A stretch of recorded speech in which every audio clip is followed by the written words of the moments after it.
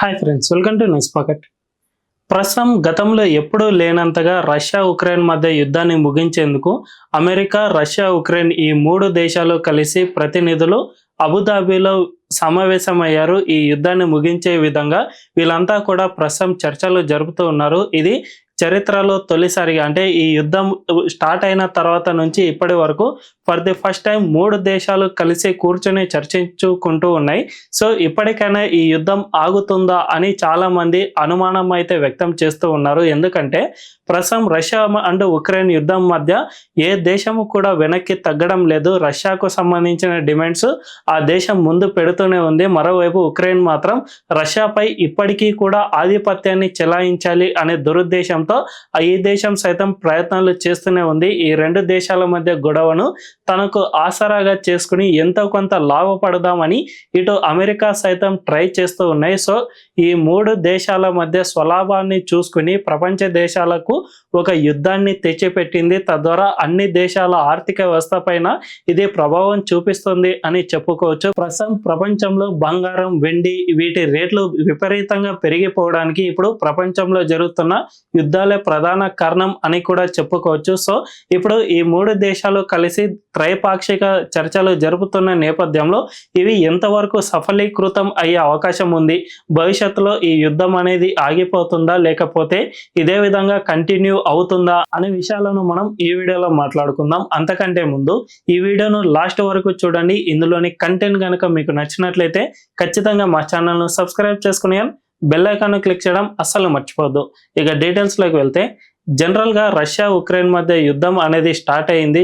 ఈ నాటో కూటమి దేశాలు ఏవైతే ఉన్నాయో ఈ దేశాలే ఉక్రెయిన్ను రెచ్చగొట్టాయని చెప్పుకోవచ్చు. జెలెన్స్కీ ఈ నాటో దేశాల్లో చేరేందుకు తన ఉత్సుకతను చూపించారు. ఇదే ఆయనకు ఒక శరాఘాతంగా మారింది. ఉక్రెయిన్ పై ఇంత భీకర దాడి జరగడానికి కూడా కారణమైంది. నిజానికి జెలెన్స్కీ అనే వ్యక్తి రాజకీయాల్లో కింది స్థాయి నుంచి ఎదిగిన వ్యక్తి కాదు. ఆ దేశం చాలా చిన్న దేశం కాబట్టి అక్కడ చాలా త్వరగా నాయకులు ఎదిగేందుకు వీలవుతుంది. అందువల్లనే ఈ జెలెన్స్కీ కూడా ఒక టీవీ షో నుంచి పాపులర్ అయ్యాడు. ఆ తర్వాత ఆయన ఎన్నికల్లో పోటీ చేసిన వెంటనే ప్రజలందరూ కూడా ఆయనకు మద్దతు ఇవ్వడం స్టార్ట్ చేశారు. తద్వారా ఆ దేశానికి వెంటనే జెలెన్స్కీ అధ్యక్ష స్థానానికి ఎదిగాడు. సో ఇందువల్లనే ఆయనకు పరిపాలనా పరమైన ఎటువంటి అవగాహన లేదని చెప్పుకోవచ్చు. అందువల్లనే రష్యాను ఎదిరిస్తే తన దేశం ఏమవుతుంది అనేది అస్సలు ఆలోచించలేదు. తద్వారా రష్యాపై యుద్ధానికే దిగేశాడు. ఇప్పుడు ఈ రెండు దేశాల మధ్య జరుగుతున్న యుద్ధంలో ఎక్కువగా నష్టపోయింది ఉక్రెయిన్ అని చెప్పుకోవచ్చు. అయినా కూడా జెలెన్స్కీ ఎక్కడా వెనక్కి తగ్గడం లేదు. తాను అనుకున్న డిమాండ్స్ ను నెరవేర్చుకునే వరకు ఈ యుద్ధాన్ని కొనసాగించేందుకు ఆయన సముఖత చూపుతూ ఉన్నాడు. తద్వారా తన సొంత దేశంలో ప్రజలు ఎక్కువగా చనిపోతూ ఉన్నా అండ్ ఆస్తులన్నీ కూడా ధ్వంసం అవుతూ ఉన్నా అసలు పట్టించుకోవడం లేదని చెప్పుకోవచ్చు. సో ఈ విధంగా ఉన్న నేపథ్యంలో ఒకవైపు జెలెన్స్కీ మాత్రం చాలా మూర్ఖంగా ప్రవర్తిస్తూ ఉన్నాడు. మరోవైపు పుతిన్ ఉక్రెయిన్ గనక ఇదే విధంగా వదిలేస్తే ఇప్పుడే కాదు భవిష్యత్తులో ఎప్పటికైనా ఈ దేశం తమకు ఒక తలనొప్పిగా మారే అవకాశం ఉంది అని పుతిన్ భావిస్తూ ఉన్నాడు. అందువల్లనే ఈ యుద్ధాన్ని ఆపేందుకు అస్సలు ముందుకు రావడం లేదు. సో మరోవైపు అమెరికా మాత్రం ఇటు ఉక్రెయిన్నే ఆ దేశం దగ్గర కొద్ది గొప్ప తప్పు ఉన్నా కూడా ఉక్రెయిన్నే ప్రోత్సహిస్తూ వస్తుంది.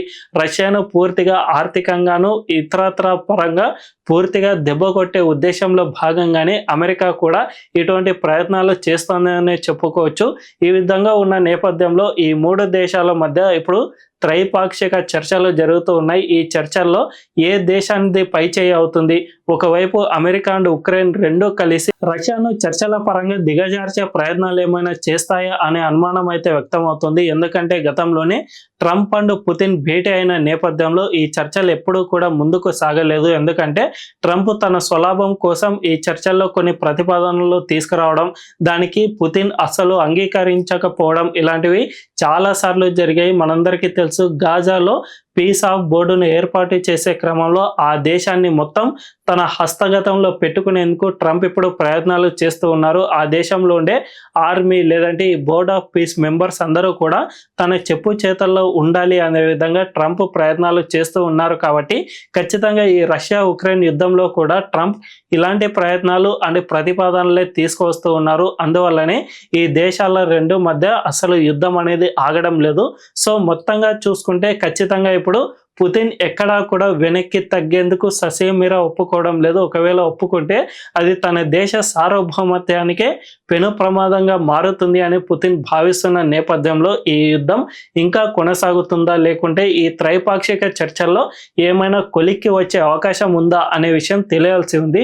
మరి ఈ యుద్ధంపై మీ అభిప్రాయం ఏంటో కామెంట్ల రూపంలో తెలియజేయండి. అండ్ ఈ వీడియో కనుక మీకు నచ్చినట్లయితే ఖచ్చితంగా మా ఛానల్ను సబ్స్క్రైబ్ చేసుకుని బెల్ ఐకాన్ క్లిక్ చేయడం అస్సలు మర్చిపోవద్దు. Thank you.